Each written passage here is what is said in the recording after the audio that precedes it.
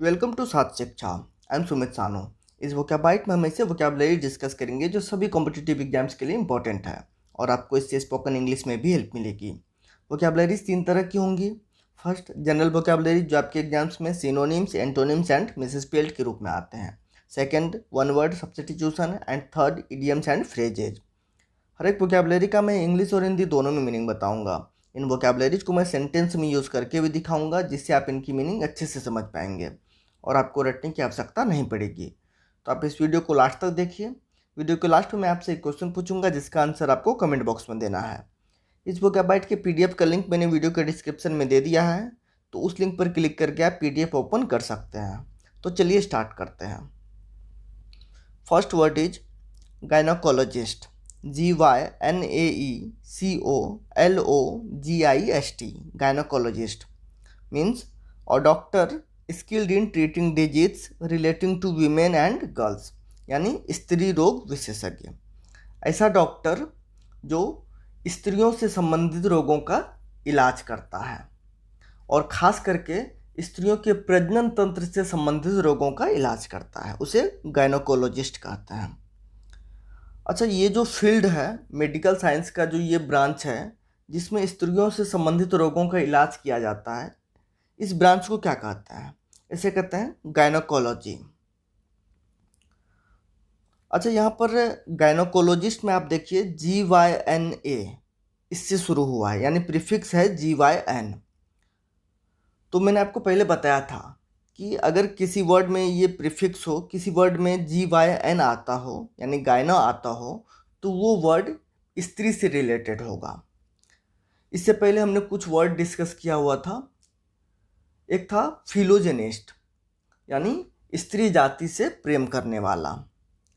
फिर था मिसोजेनिस्ट, यानी स्त्री जाति से नफरत करने वाला। तो इनको भी आप याद रखिए। नेक्स्ट है obstetrician. OBSTETRICIAN, obstetrician means a doctor skilled in dealing with pregnancy and childbirth, यानी प्रसूति विशेषज्ञ।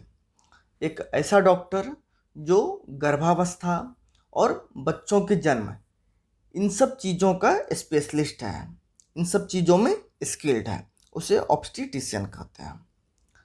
अच्छा, मेडिकल साइंस का जो ये ब्रांच है जिसमें प्रेगनेंसी और बच्चों के जन्म, इन सब चीज़ों को डील किया जाता है, उस ब्रांच को क्या कहते हैं? उसे कहते हैं ऑब्स्टीट्रिक्स। तो यहाँ पर डॉक्टर से रिलेटेड 2 वर्ड हमने देखा। एक गायनोकोलॉजिस्ट, यानी एक ऐसा डॉक्टर जो स्त्री से संबंधित रोगों का इलाज करता है, और दूसरा ऑब्स्टीट्रिशियन, यानी ऐसा डॉक्टर जो गर्भावस्था और बच्चों के जन्म, इन चीज़ों को डील करता है। एक्चुअली ऑब्स्टीट्रिशियन गायनोकोलॉजिस्ट का ही एक पार्ट है। गायनोकोलॉजिस्ट स्त्री से संबंधित हर बीमारियों का इलाज करते हैं, और उसी में से कोई गायनोकोलॉजिस्ट प्रेगनेंसी और चाइल्ड बर्थ, इन चीज़ों को डील करता है, तो उसे ऑब्स्टीट्रिशियन कहते हैं। नेक्स्ट एक इडियम है डार्क हॉर्स, यानी a person who wins a race और कॉम्पिटिशन अनएक्सपेक्टेडली, यानी एक ऐसा व्यक्ति जिससे किसी को उम्मीद नहीं थी कि वो जीत सकता है लेकिन वो जीत जाता है, जिसके बारे में किसी को उम्मीद नहीं है कि वो कभी सफल हो सकता है किसी चीज़ में, लेकिन वो अचानक से सफल हो जाता है, तो उसे कहेंगे डार्क हॉर्स। डार्क हॉर्स को सेंटेंस में देखते हैं।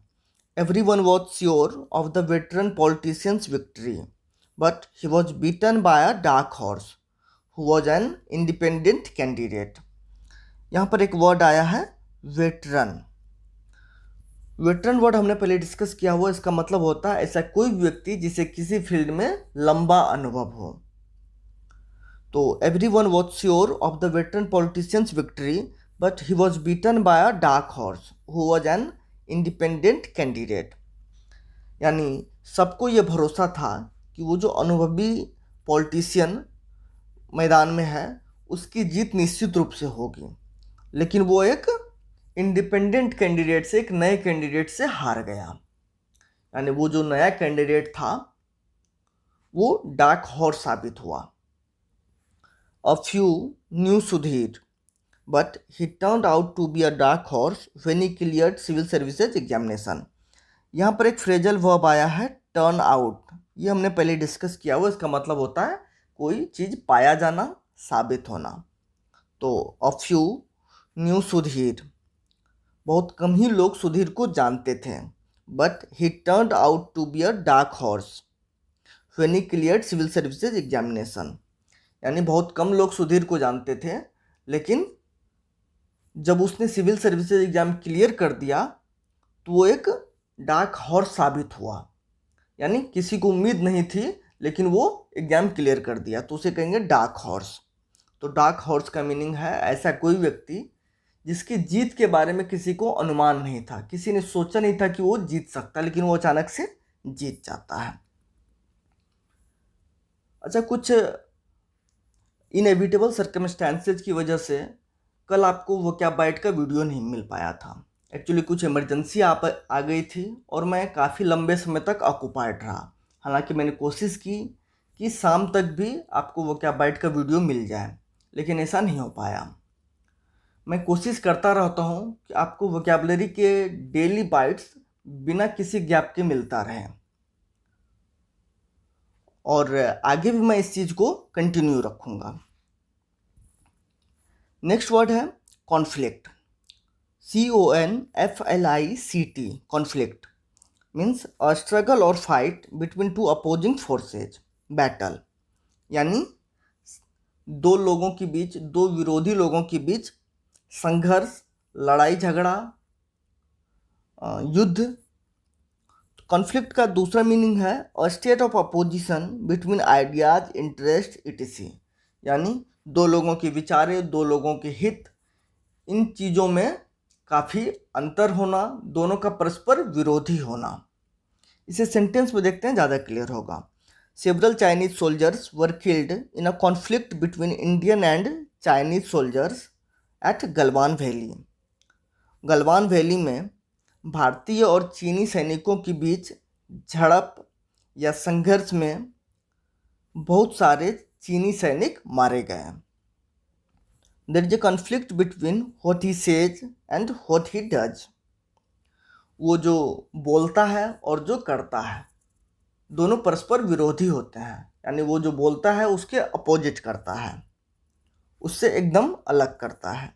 तो कॉन्फ्लिक्ट का एक मतलब है लड़ाई झगड़ा, संघर्ष, झड़प, और दूसरा मीनिंग है दो चीज़ों का परस्पर विरोधी होना। नेक्स्ट है deepen. DEEPEN, deepen means to make or become deep, deeper or more intense. यानी किसी चीज़ का और गहरा हो जाना या और गहरा कर देना। इसे सेंटेंस में देखते हैं। In the seminar he got an opportunity to deepen his knowledge on cyber security.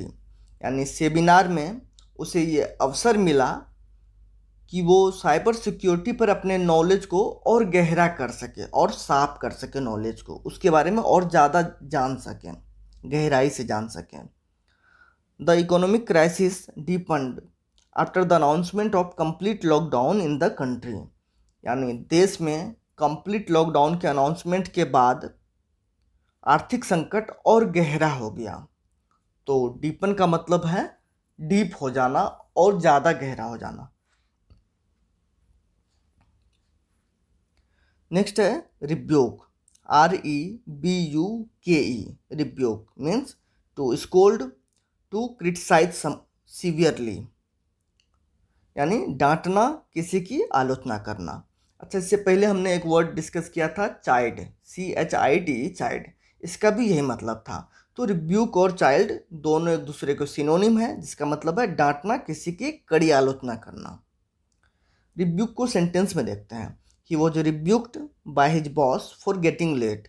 यानी ऑफिस आने में देर होने के कारण उसे बॉस से फटकार लगी, डांट लगी। The opposition parties rebuked the government for not taking any action against the guilty. Guilty word हमने पहले डिस्कस किया हुआ है। इसका मतलब होता है ऐसा कोई व्यक्ति जिसने कोई अपराध किया है, जो दोषी हो। The opposition parties rebuked the government for not taking any action against the guilty, यानी दोषी व्यक्ति के खिलाफ कोई कार्रवाई न करने के कारण विरोधी दलों ने सरकार की कड़ी आलोचना की। तो रिब्यूक एक वर्ब है, इसका मतलब है डांटना, फटकारना या किसी की कड़ी आलोचना करना। अच्छा, रिब्यूक एक नाउन भी है, तो नाउन के रूप में इसकी मीनिंग क्या होगी? डांट, फटकार, कड़ी आलोचना। अब लास्ट वीडियो के क्वेश्चन का आंसर। क्वेश्चन था something relating to fox is called. सही आंसर है ऑप्शन नंबर 3, वल्पाइन। वल्पाइन का मतलब होता है कोई भी चीज़ जो लोमड़ी से संबंधित हो। बाकी ऑप्शंस को भी देख लेते हैं एक बार। केनाइन, केनाइन का मतलब होता है समथिंग रिलेटिंग टू डॉग, यानी कुत्ते से संबंधित। हर्साइन, समथिंग रिलेटिंग टू गोट, यानी बकरी से संबंधित। लियनाइन, समथिंग रिलेटिंग टू लायन, यानी शेर से संबंधित। इसी के जैसे कुछ और वर्ड्स हमने पहले डिस्कस किए हुए, तो उनका एक बार क्विक रिवीजन ले लेते हैं। एक था feline, FELINE, feline, something relating two cats, बिल्ली से संबंधित। इक्वाइन, रिलेटिंग टू हॉर्स, यानी घोड़े से संबंधित। बोवाइन, रिलेटिंग टू कैटल, मवेशी से संबंधित। सर्पंटीन, रिलेटिंग टू स्नेक, सांप से संबंधित। म्यूराइन, रिलेटिंग टू माउस, चूहे से संबंधित। पिसाइन, रिलेटिंग टू फिश, मछली से संबंधित। तो इन सब रिलेटेड वर्ड्स को आप एक साथ रिवीजन कर लिया कीजिए। अब आपके लिए आज का question, face the music means. आपके पास 4 ऑप्शंस हैं। Listen to music, dance to music, face consequences and receive praise. इन चारों ऑप्शंस में से जो भी ऑप्शन सही आंसर होगा वो आपको कमेंट बॉक्स में लिखना है। और कमेंट बॉक्स में आंसर लिखते समय आप ऑप्शन नंबर लिखने की बजाय पूरा आंसर टाइप करने की कोशिश कीजिए, वो भी ऑटो करेक्ट और सजेशन की हेल्प लिए बिना। इससे आपकी स्पेलिंग इम्प्रूव होगी। और जब भी आप आंसर लिखते हैं तो जो भी ऑप्शन सही आंसर होता है उसके अलावा जो बाकी ऑप्शंस हैं उनके बारे में आप जितना भी जानते हैं आप मैक्सिमम लिखा कीजिए। इससे आपका रिवीजन होता रहेगा और आप भूलेंगे नहीं। इस वोकैब बाइट में हमने जितने भी वोकैबुलरी डिस्कस किए हैं उनमें से मोस्टली किसी न किसी एग्जाम्स में पहले पूछे जा चुके हैं और ये बहुत इंपॉर्टेंट है, इसलिए इन्हें आप वीडियो की PDF से नोट करके रिवीजन करते रहिए। और मैं तो यही कहूँगा कि आप डेली मॉर्निंग में उठकर वोकैब बाइट देखा कीजिए। अगर आप ऐसा करते हैं तो आप देखेंगे कि कुछ समय बाद आपके वोकैबुलरी का स्टॉक काफ़ी बढ़ जाएगा। ये वीडियो आपको कैसा लगा हमें कमेंट करके ज़रूर बताइएगा। अगर इस वीडियो से आपको आपके स्टडी में हेल्प मिली तो इसे लाइक करके अपने दोस्तों के साथ शेयर कीजिए। अगर आपने अब तक भी सार्थ शिक्षा को सब्सक्राइब नहीं किया तो सब्सक्राइब करके बेल आइकन प्रेस कर लीजिए ताकि नेक्स्ट वीडियो की नोटिफिकेशन आपको मिलती रहे। Thanks for watching.